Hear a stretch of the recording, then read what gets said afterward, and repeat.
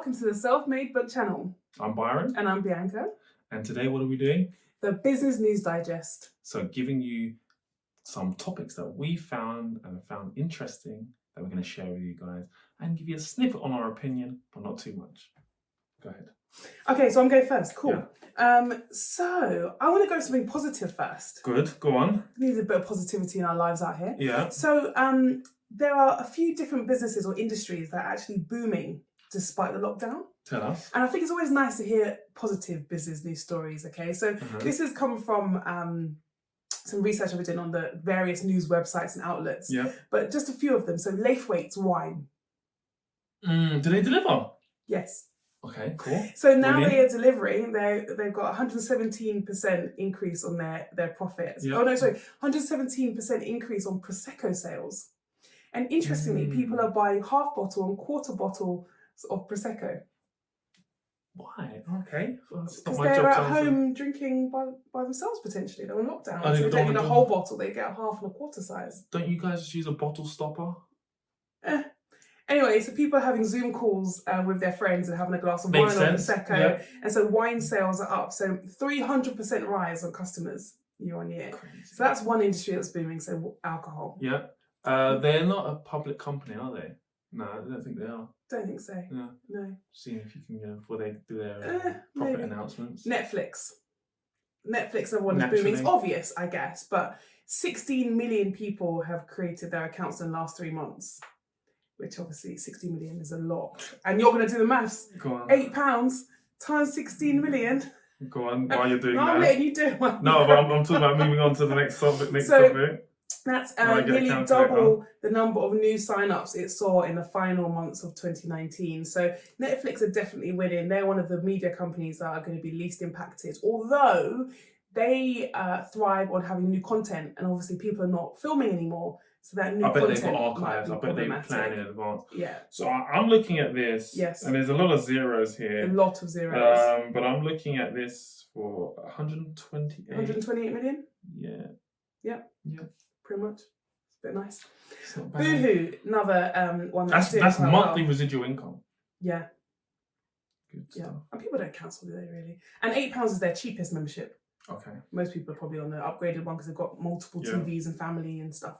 Anywho, Boohoo, another one that's doing well. So although they are having issues with their supply chain, because obviously the majority of their stuff comes from China, they've still managed to pivot and do really well in the homeware type of looks. Right. So typically people go to like a Boohoo and stuff for kind of going out wear, but people are not going out anymore. So instead they're buying more homeware.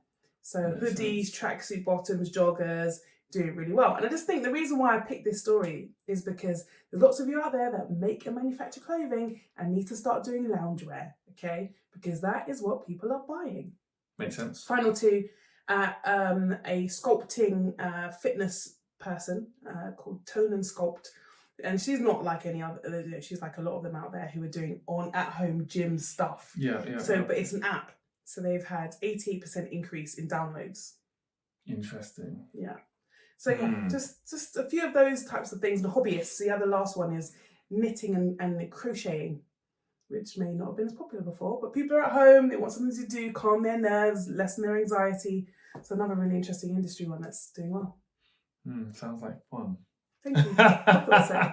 I like to bring a bit of positivity to our news digest. No, that last one I was talking about the actual knitting. But you just be sarcastic about No, the knitting. Cool. But there's some really good, some really interesting things. So alcohol's a good time to get into alcohol. I think you can't lose with alcohol, but you can. So in times like this, as long as you can do home delivery.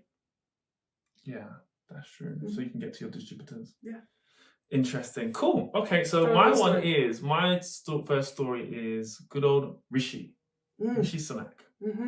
Of course, he announced only yesterday that the government will be backing small businesses by introducing a new loan scheme up to £50,000. So up to 25% of your turnover, you can claim a small business loan.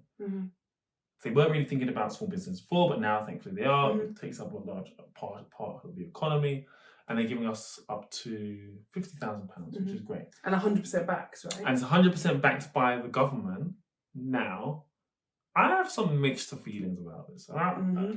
And I think it's great, first of all. So well done to you, Rishi. But then I'm just want to see how the banks react, because we know that they've had other schemes where they're doing 80% and they're not giving the money to the people because it's still their own money. And this is very similar, whereby it is still the bank's money. So before, my feelings were, which proved you right, if you weren't eligible for a loan then you weren't eligible for a loan now. Will this change things? Because it's still the bank's money. They still have a finite amount of money which they can get and have. So when I watched one of his press releases, he said, it was kind of like they were supporting everybody. There was going to be less eligibility checks and so on and so forth. But that opens up the floodgates. So, of course, they've put that criterion, 25% of your turnover. So if you were only turning over very little to none, then you perhaps can't get anything now. Yeah, sure. But I thought that was really interesting. And I'm really, really, really hopeful that the bank supports small businesses. And make it an easy, non-red tape process. And as it stands, the confidence with the consumers is very, very small. So please, we hope you guys do something that actually means small businesses can survive during these crazy times. I think it's 6th of May. They said they'll have a system or something. Yeah. Monday. So we'll see. So fingers crossed. If you guys are eligible for that and decide to go for a loan, let us know your stories, good and bad. We want to hear about it. Yeah. Next. Okay, so another one, I guess, which is a positive for the government, but it depends on how you look at it, actually. But so yesterday, Matt Hancock announced that they are going to give a £60,000 compensation for any families who have lost a family member who worked for the NHS or frontline. Yeah. So I'm in two minds about this, right? Because I remember saying to you, compensation, or just like I said compensation, which is that's an interesting word. So I said to you a few months back, the fact that they haven't provided PPE on the NHS for the people who need it or key workers, at some point people are going to start suing the government or their employers for lack of duty of care, right? So for them to come out and say we're now offering compensation to anyone that has passed away who worked for the NHS or frontline social care services that's their compensation as part of their life assurance scheme, I feel that opens up the floodgates for more problems, because now so I started calling a couple of my friends who were teachers, people who work for TFL. Okay, so is there a life assurance scheme for you? Your key workers who've been driving the buses and the trains, for the teachers who have had to go to work and had to be with children. Like, where's the assurance there? Do they have life insurance? Do they have a death in service cover or policy? Like, there are so many other industries now that are going to say, well, actually, it was your job to protect us. I'll tell you what the hard bit's going to be. Yeah. For those industries, key worker industries, proving that they got it at work. Yeah. Because that is near impossible. It is. Whereas the doctors, it's saying I'm treating people, so it's not quite expected that I can. Sure. However, where TFL came out and said their bus driver got it because they were in.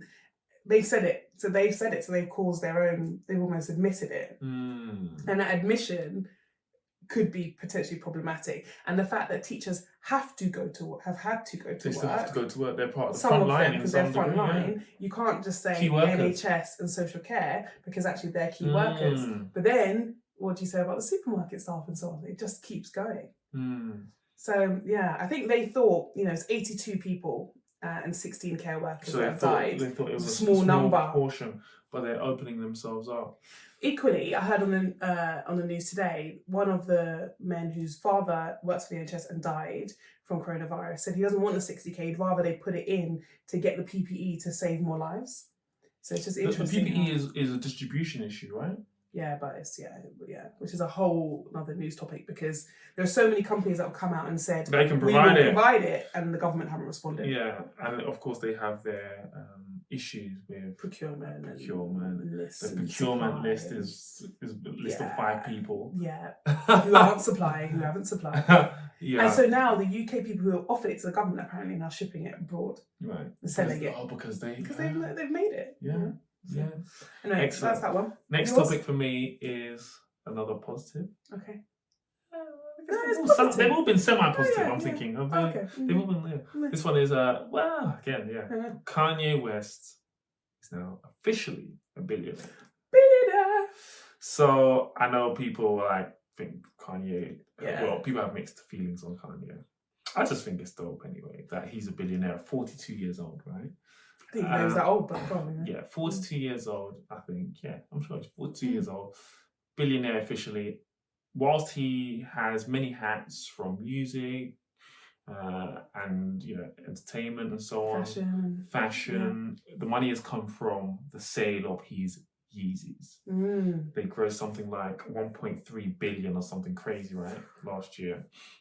What was really interesting about this topic when I was doing my homework on it was the ownership, and which I'm still getting my head around, right?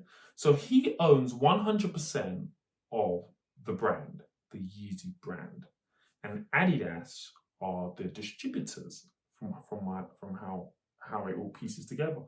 But he gets a approximately, it was different places reported slightly different, but approximately call it 11% of the revenues of the brand. Right. So I was like, how does that work? I just thought he owns 100% of the brand, but only gets 11% of the revenue. Yeah. Yeah. So I thought that was a really interesting. He clearly knows what he's doing anyway. Yeah. It's official. It's on the Forbes website. Forbes has spoken about it. They've done a video on it, and I thought it was really interesting. But yeah, he's a billionaire. So who cares about the logistics? He's officially a billionaire. And it's interesting because I don't know how many years ago he was like, "I'm broke. I'm going to be bankrupt." 2016. He was more than £50 million in debt. Right. And where are we now? 4 years later, he's a billionaire, right? So whatever you think about him, there's he's a message. True hustler, and he was, getting a bit upset with some people not investing in him. Yeah. He's got Twitter fingers. We'll see in that video. He's got Twitter fingers. No, not that one. I'm talking about a different one. This is the one where the one where he was saying Nike. No. He was messaging some people saying we need to Facebook and stuff. So where's this Mark money? Zuckerberg give me some money. Yeah. I remember. So anyway. So no matter how he went about it, yeah, he has achieved some a great absolutely business and profile and money. And I know people are angry that he's talking about it now, but it's not his fault Forbes announced it. But people are angry that he's showing it off, but he's worked hard for it. What's he doing to show off? Apparently he was like, he wants everyone to know he's a billionaire, and he said to Forbes, you can't count, it's 3 billion, not 1. But people are angry. They're saying it's not the time, things are the time of austerity. And this goes back to the post up on Instagram the other day. It's okay to want more. I think it's really easy for people to say, oh, you're doing too much. You should just be happy to be alive. No, we've got one life. Make the most of it. Do what you can. Earn what you can. Build. Prosper. Create generational... Anyway, I'm going to stop. And that was the news from us today. We hope you enjoyed it. Make sure you tune in every Wednesday on the Self-Made Book channel for more content, more news updates. I've been Byron. I've been Bianca. Self-Made is success. Bye-bye. Bye.